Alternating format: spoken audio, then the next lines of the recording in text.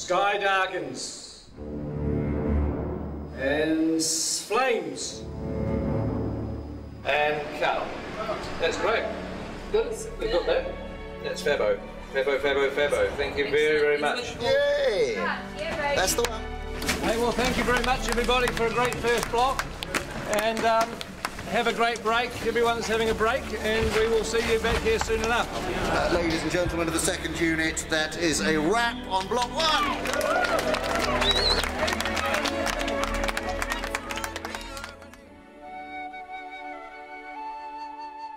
So we're just going to get one more pick-up in Bag End. Hello? Yep, come on. Oh, sorry, hi, Pete. Hey, Andy, come on in. Just wanted to do one more pick-up in here, if that was all right. What's this? Oh, this is the video blog pickup. Yeah.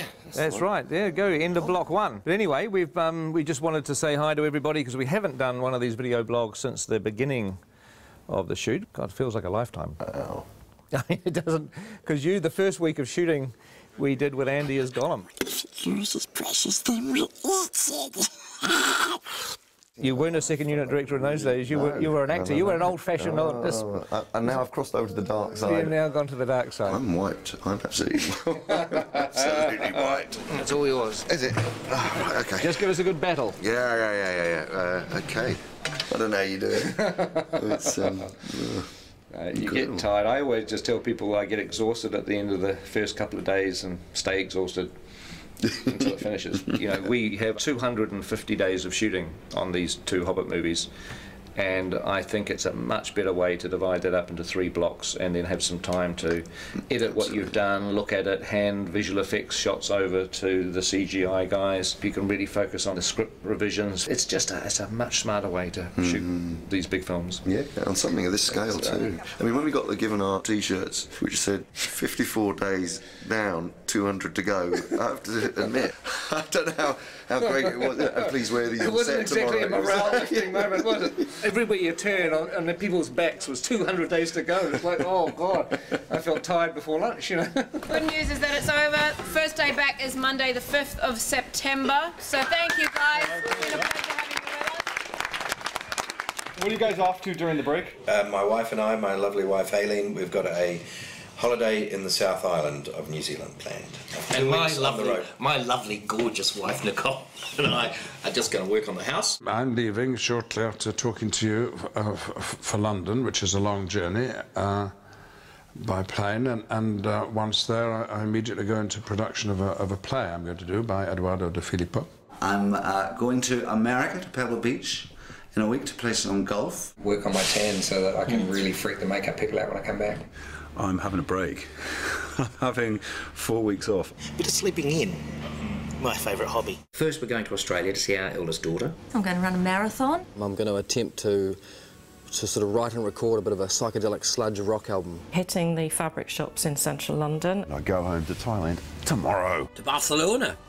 To meet Doctor Who fans from Spain. Bali for 11 days. London and Paris to see friends. Manhattan Beach, because it's the closest beach to the airport. I haven't been home for the last 3 years, back in Belgium, so my mum is cracking the whip. And then I'm going to Vegas and spend all my hard-earned cash.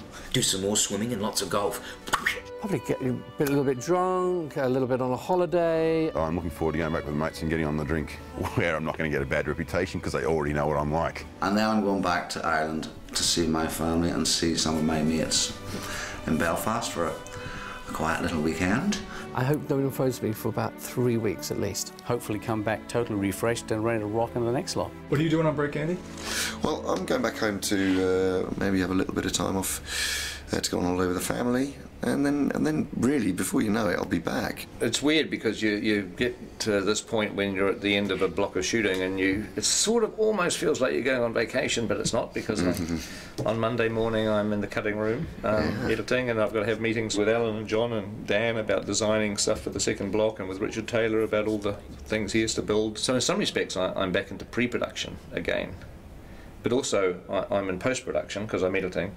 Plus we're in production because we're shooting these movies. So it's sort of like being in pre-production, production and post-production all at the same time. It kind of gets a bit screwy. But before I get to do any of that, I've got to jump on a plane tomorrow morning and go location scouting down the South Island.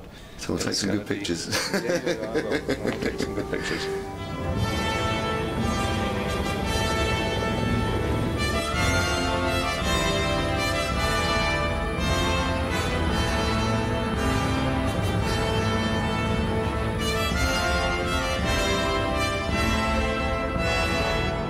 since we're going to be doing location shooting during our next block of shooting, it's really time to have to nail everything down. Well, on the recce there'll be, it's usually about 17 of us that go. We get around in 5 helicopters usually. It's quite a spectacle when we turn up. Peter, Caro, Zane, Bridget, Andrew, Dan Henner, Simon Bright, art director, Steve Ingram, John Howe, Alan Lee, Eric Sandin, we have Tony Kitty, the grip, Reg Garside, gaffer, myself, location scout Dave Comer joins us, and Peter's assistant Sebastian, the ever faithful Sebastian's there. Here on the mountains, I put my hand out and a cup of tea slides into it. That's what we like. There's even a Starbucks up here in the Southern Alps. Slippery, hard to walk, and juggle a cup of tea at the same time on this sort of... I know, no mean feat.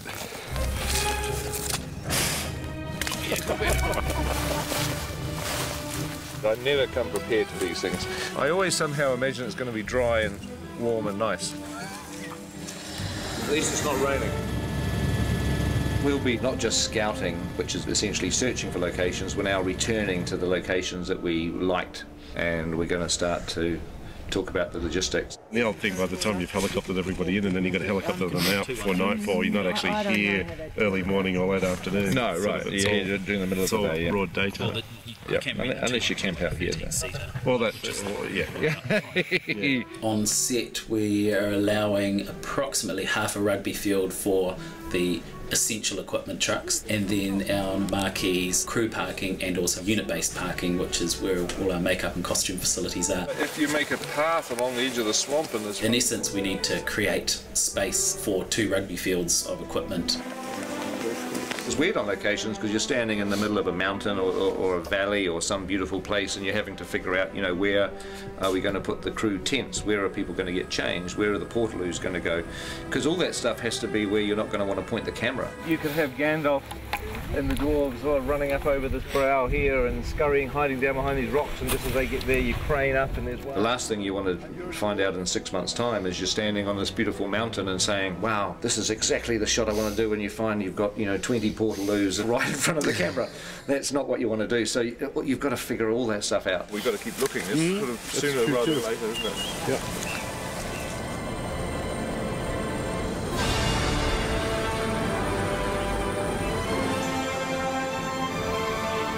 We'll be flying, I don't know, maybe 30 locations, locations probably. We're shooting locations around the Mackenzie country, around wilder landscapes below Mount Cook.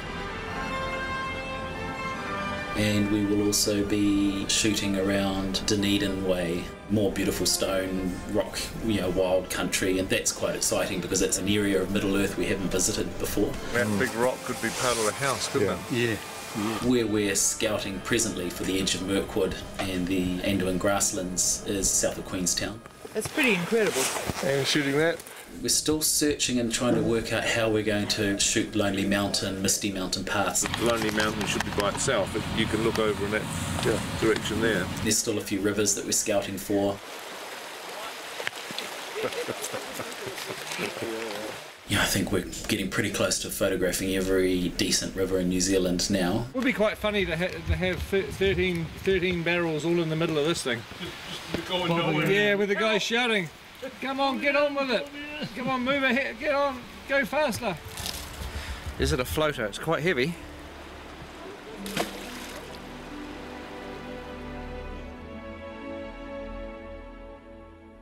We're going to go to some reasonably remote places. Sometimes places that, you know, very, very few people have seen. There's plenty of New Zealand that we haven't seen yet. I think people think it's such a small country, and Lord of the Rings, we saw so much of it that we must have seen everything, but believe me, we haven't. There's a huge amount of wonderful locations still to come.